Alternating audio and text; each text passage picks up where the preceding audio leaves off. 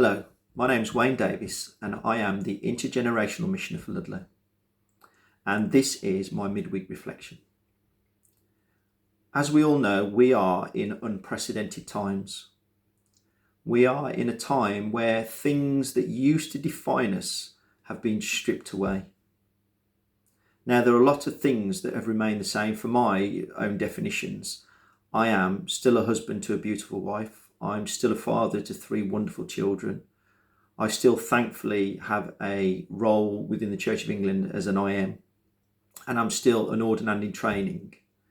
But some of the other things that used to define me within the leisure activities is I was a gym buddy. I was a cycling friend. I was somebody who went out and about with their mates and things like that. And all those things have gone. Now, my question to you is what has defined you? In this lockdown period, those things that have stripped away, do you feel there's an ache? Do you think there's something missing because you couldn't do the things you could do before? I've heard so many people, within the gym circuit say they can't wait to get back to the gym. Yes, I understand the benefits of health. I understand the benefits of looking after yourself. But is that something that so defines you that that's a need to rush back to? We as human beings spend so much time defining those around us and also defining ourselves. And those definitions lead to expectations. I know for some that when we meet people, for myself, people define me by accent. What I normally ask is, where do you come from?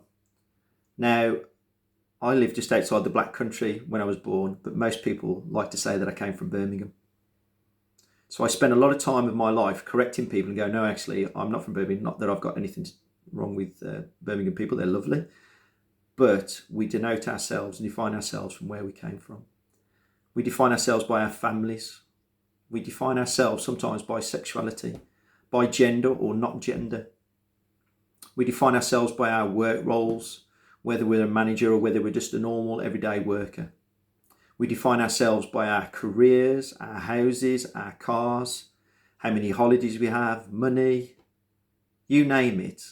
There are things that we can define ourselves by. Now, in this time, those things have had to stop. I want to encourage you in this moment that the thing that I choose to be defined by is not all those external things. I choose to be defined by the love of God. Because in John 3:16 and 17, it says, God so loved the world that he sent his only son to save us, not to condemn us. Now, when we live with defined expectations, sometimes we can get crushed by those because we don't live up to the fact of what people expect us to be. Jesus was a wonderful example of expectations not being delivered, not in the way that people defined him. Yes, they defined him as Messiah, but he didn't come and do what they expected him to do. So for this week, I want you to take away that you are a loved child,